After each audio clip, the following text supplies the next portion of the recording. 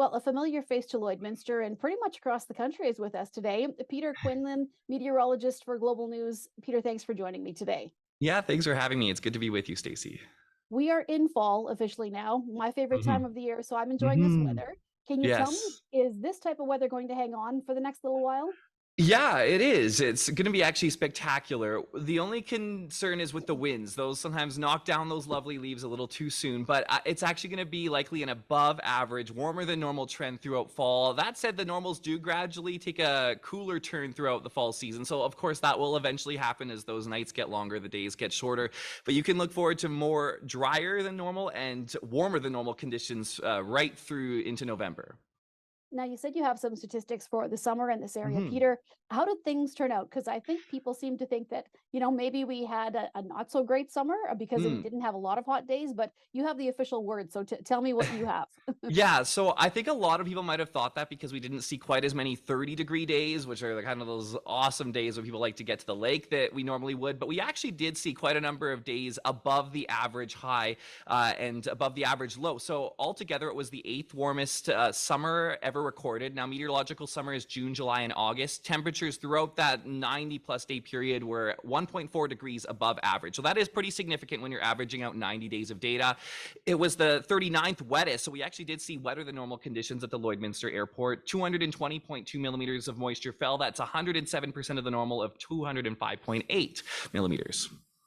Well, heading into the end of fall comes the time that a lot of people are not excited to be talking about now, but winter. Mhm. Peter, what can Yes. we look forward winter-wise? Yeah, well, we've had 3 winters in a row when we're in what we call a La Nina pattern, where we have usually cooler and sometimes snowier than normal conditions. So people are probably a little concerned about this one, but actually we are flip-flopping this year to an El Nino, which is when we get warmer waters off the South Pacific. And then basically what that does is it pushes the jet stream further to the north. And for Lloydminster area and most of the prairies, we see warmer than normal conditions and drier than normal conditions. And we have a fairly high degree of accuracy with El Nino years for the winter forecast. So it's pretty safe to say it will be warmer and drier than normal. It's looking like it could be one of the strongest El Ninos on record. So yeah, might even be a dry or a brown Christmas. We'll have to wait and see.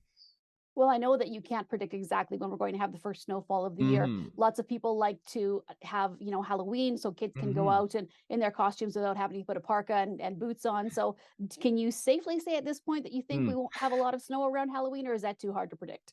It is very tricky to predict, but this year there is a better chance that we won't see as much snow this Halloween, and a higher degree of chance that we might not see any snow for Halloween. So if there was a year where we had a good chance of a snow-free Halloween, this year would be it. Peter, I know you're used to doing the weather for a number of spots across the country. Is Saskatchewan and this area kind of on trend with the rest of the country, or did we really bulk the trend when it comes to summertime temperatures and the way things played out? Yeah, well, actually, we were kind of right in the middle of this warmer than average trend. We saw that in BC with the dry weather and the fires, and then into northern Alberta, northern Saskatchewan with those fires. So, really, Lloydminster was kind of in the bunch of all of those warmer than average days. In terms of precipitation, the Lloydminster area actually was one of the few spots that did see wetter than normal conditions. Summer can be quite variable, though, with those thunderstorms. It can dump a ton of moisture over one area and not another. So, we take that with a grain of salt. But yeah, kind of in that overall trend of above average, warmer than average conditions throughout summer. All right, Peter. Well, it's been a pleasure speaking with you again. And now that we know what to look forward to, maybe we don't have to get those winter jackets out just quite yet. Yes. So Yeah. thank you so much. It's always a pleasure chatting with you. Yeah. Thanks for having me, Stacey.